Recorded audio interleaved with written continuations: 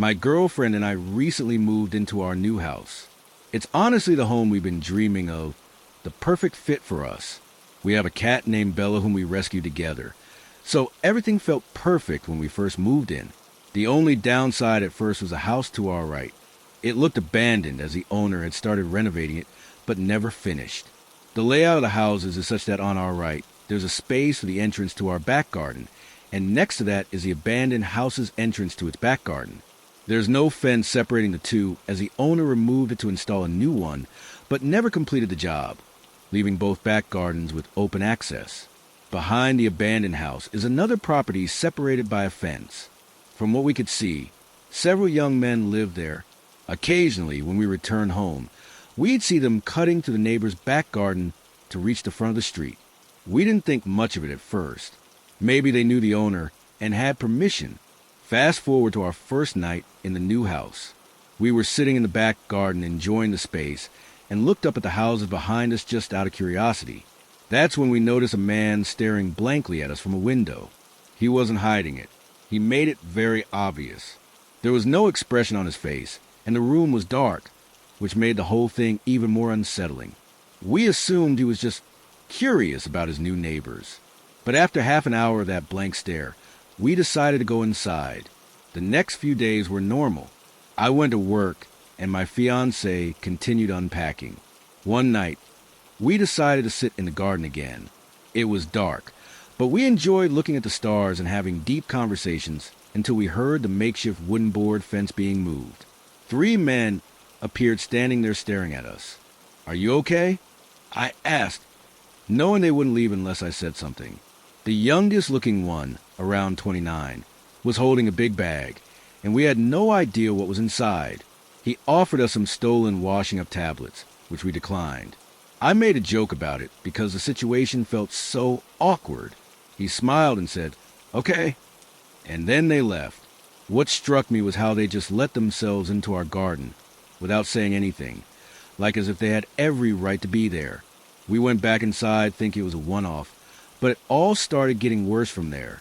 They began helping themselves into our garden more often and acting in ways that were clearly meant to intimidate us. They would get into the next door house by lifting up the fence that separated the back gardens and walking through. I forgot to mention, my girlfriend and I are both 20 years old. So of course the idea that they might be trying to intimidate us as 2 young women was the first thing that crossed our minds. One day, while I was cleaning the front room, 2 police officers came around the side of our house and entered the abandoned garden. They lifted up the fence and looked around for a few minutes before leaving without saying anything.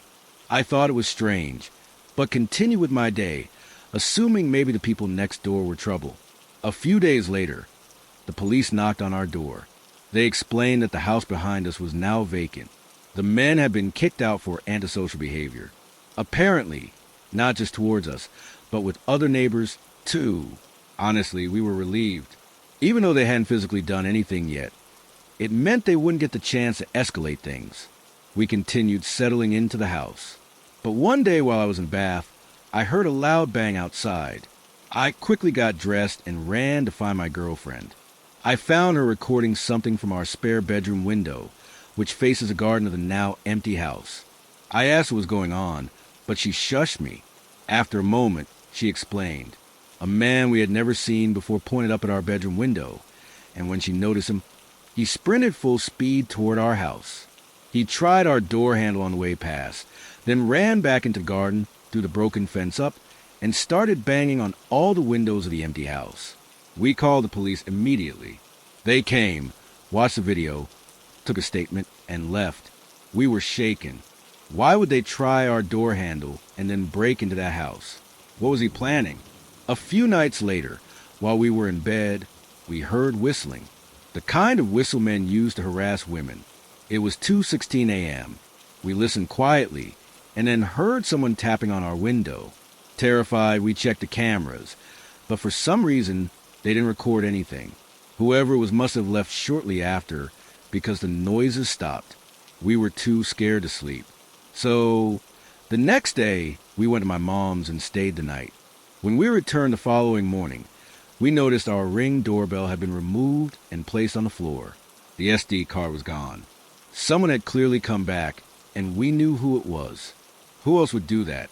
We called the police again, and they told us to keep all the doors and windows locked. The woman on the phone even said that the removal of the camera could be a sign that they were planning something, which terrified us even more. But at least she was honest. The whistling, banging, and attempts to re-enter the house continued for weeks. We made multiple police reports. They never tried our door again, so we hoped it was over. But 3 weeks later, while in bed watching funny clips from our camera, we checked the live feed. That's when we saw a man outside wearing a black mask covering his mouth and nose with his hood up, standing in front of our garden with his arms spread wide like he was imitating Jesus on the cross. He stared up at our bedroom window with his head tilted. We froze. At the time, we had moved the camera inside the house, so it didn't record. We were so shaken, we didn't even think to screen record. He then spoke, but we couldn't hear what he said. Then he turned around, walked to the opposite side of the street, and just stood there staring at our house for about 30 minutes. We called the police again. They said it wasn't illegal to stare at someone's property and dismissed the whole thing. Even when we told them what he did on our lawn, they made us feel like we were overreacting. We couldn't sleep for days. Any noise outside terrified us, even normal ones. Then one night at 2:52 a.m., we got notification. I woke my girlfriend and said, "Someone's outside. I know it. Please check the camera." She did, and there they were, 2 masked men coming from the side of our house, shining flashlights into our windows. One of them, the same man who had been harassing us, was holding what looked like a crowbar. Why us? What was the point of this? For days on end, he would stand across the street, pointing, waving, or shouting things up at our window. Every time we looked, he would stare blankly at us. It was clearly meant to scare us, and it worked. We kept contacting the police, but they've done very little. The harassment continues. We got cameras now, and we record everything, but we feel powerless. Just earlier today, he stood outside again, staring up at us. We got it on video, and we're absolutely terrified, but we'll update if anything else happens. Let me preface this by saying I'm not crazy. I know how this is going to sound, paranoid, unhinged, delusional, but I swear everything I'm about to tell you actually happened. It started with a face, or more accurately, faces that all look just slightly off. 3 months ago, I ended a relationship with my ex, Caleb. We'd been together almost 2 years, and the breakup was long overdue. Caleb wasn't violent or anything. He never hit me, but he was controlling and possessive in that low-key and calculating kind of way. Perhaps the worst kind of way. He'd do things like track when I'm on my phone and quiz me on things I'd done that day to see if I'd give the same answer twice. After I left him, I changed my number, disabled my social media, and even moved apartments. I thought I was in the clear. Then came the barista. It was a Tuesday morning. I stopped by this little hole-in-the-wall coffee shop near my new place. I'd only been there once or twice. As I stepped up to the counter, the barista, a girl about my age, smiled at me, but something about her expression made me pause. She tilted her head and said, "Good morning, sunshine." I froze because that was Caleb's nickname for me. It was not a common one. He used to say it sarcastically whenever I was upset, like, "What's wrong? Sunshine?" He enjoyed pushing buttons. I brushed it off. Maybe it was a coincidence. But then it happened again. A few days later, I took a rideshare to work. A different driver than usual. Older guy, maybe in his 50s. He kept glancing in the rear view mirror, like he was trying to recognize me, and then he asked me if I ever figure out what I was running from. He said it as casual as could be. I simply responded, "What?"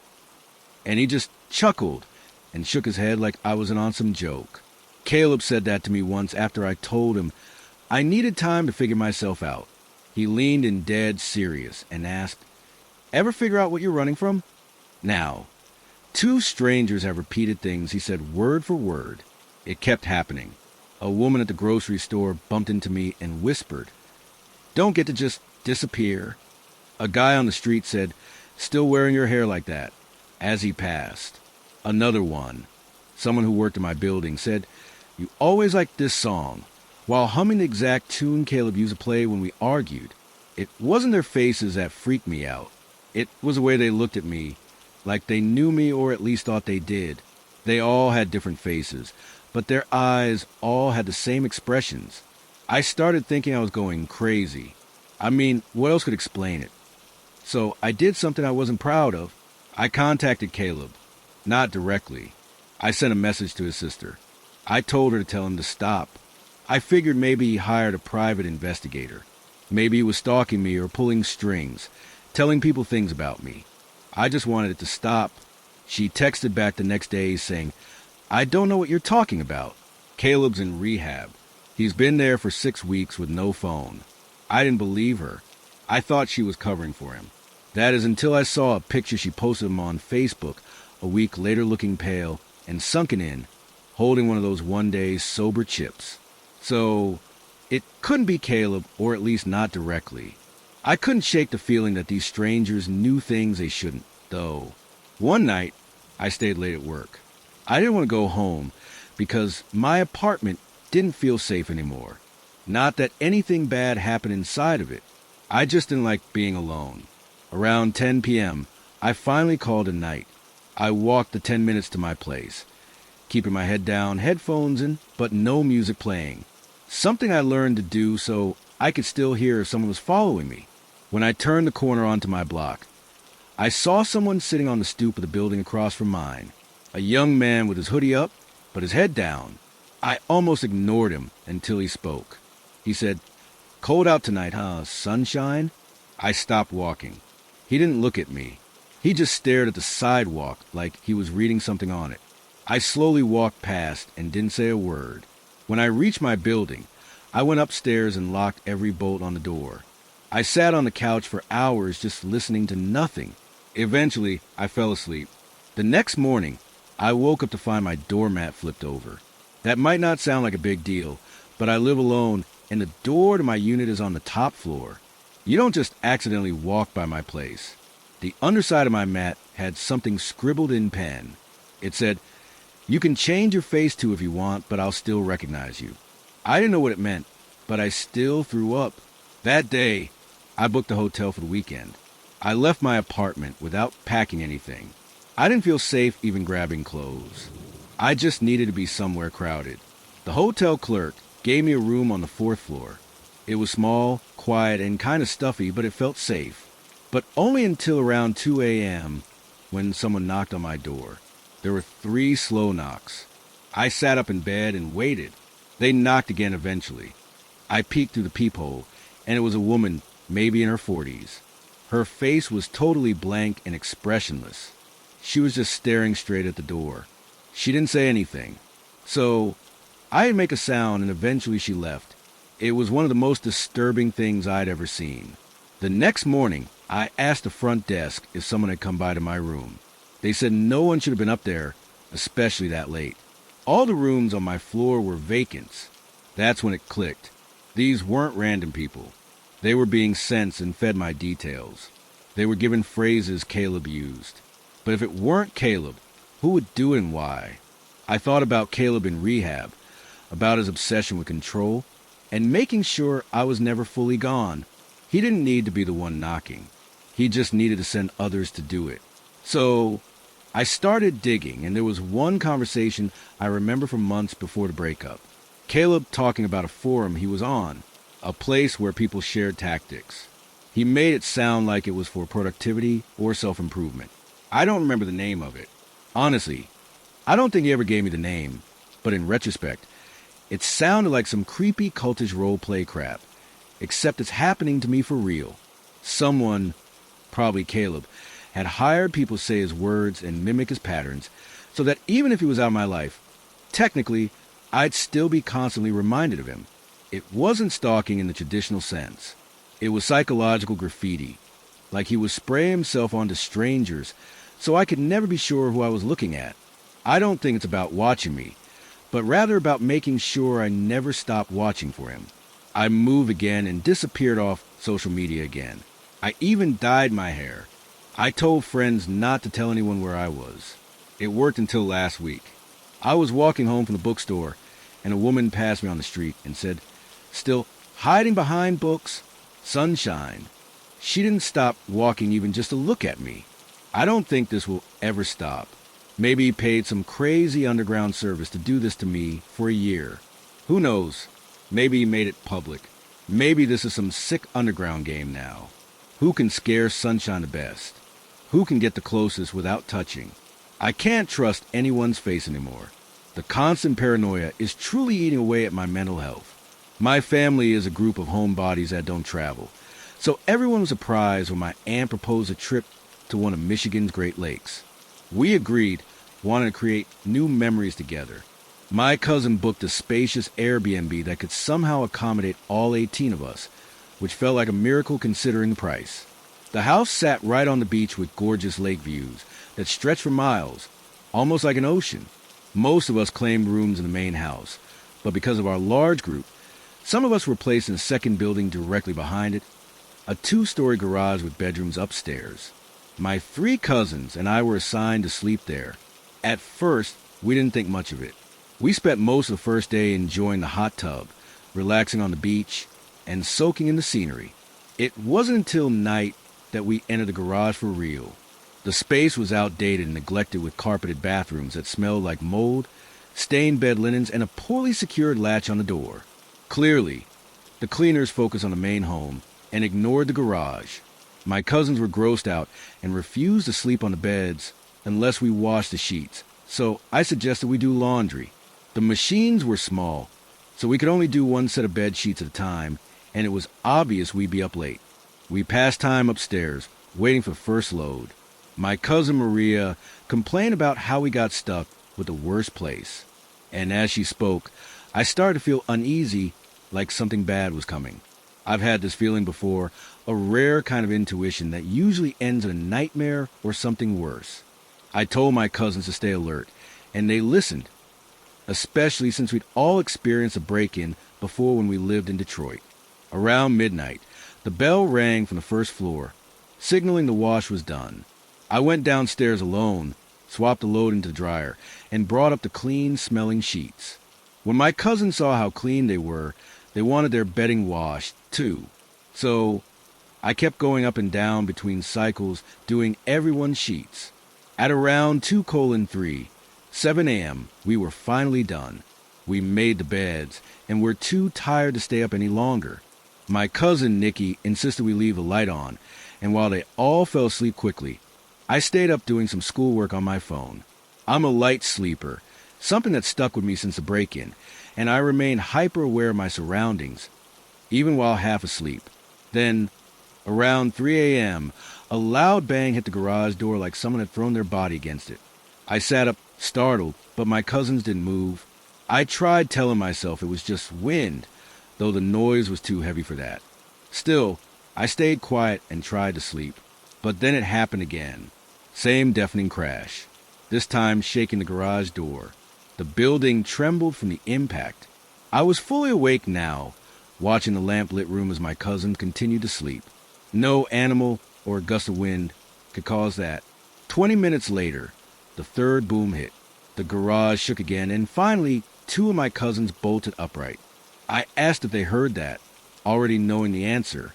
Nikki asked what that was, and I said, I don't know, but this is the 3rd time I'm hearing it. We all agreed no wind could cause that sound. Nikki suggested texting her mom, my aunt, so we did. It was 4:11 a.m. when she responded. Realizing something serious must be going on, she woke my uncle, who ran outside to check the property. We stayed upstairs, too afraid to move until we heard knocking. It was my uncle at the door, and when we opened it, we saw him standing there with my dad and a few of our older male cousins. That's when I knew it was serious.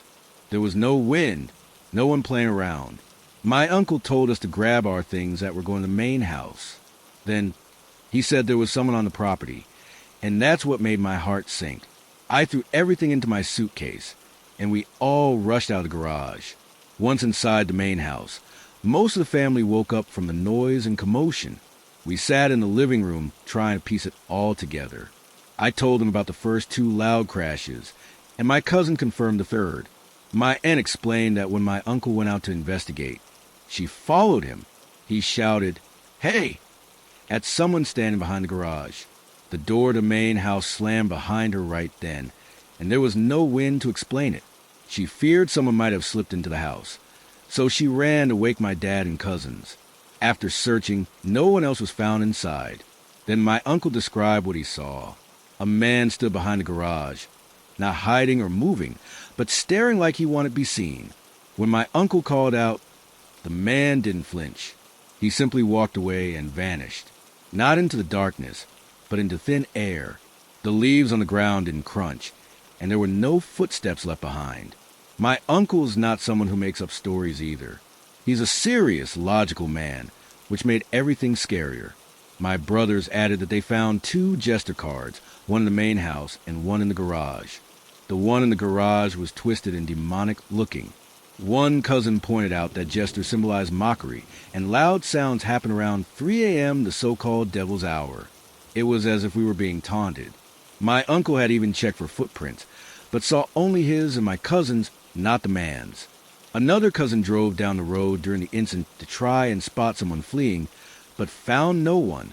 That day, no one returned to the garage. We squeezed into the main house, on floors, couches, anywhere there was room. My mom gave up her bed, so we could sleep more comfortably. On the second night, she slept on a couch by the large windows and woke around 4 a.m. to footsteps on the porch. She didn't dare open her eyes. She was afraid of seeing someone looking in. Then she heard someone trying the basement door. It had a weak lock, and my brothers and male cousins were sleeping down there. The door rattled as someone tried to break in.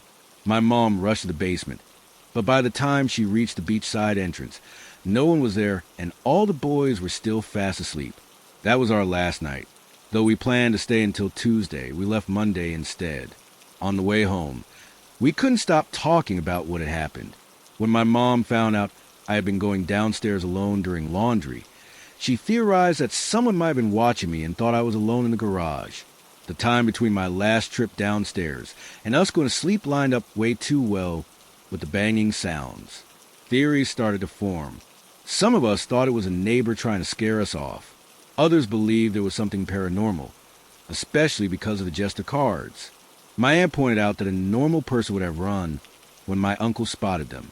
But this man didn't run. He just watched and disappeared.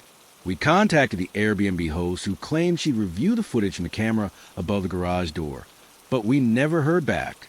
It made us wonder, did she know the man? Was he a neighbor?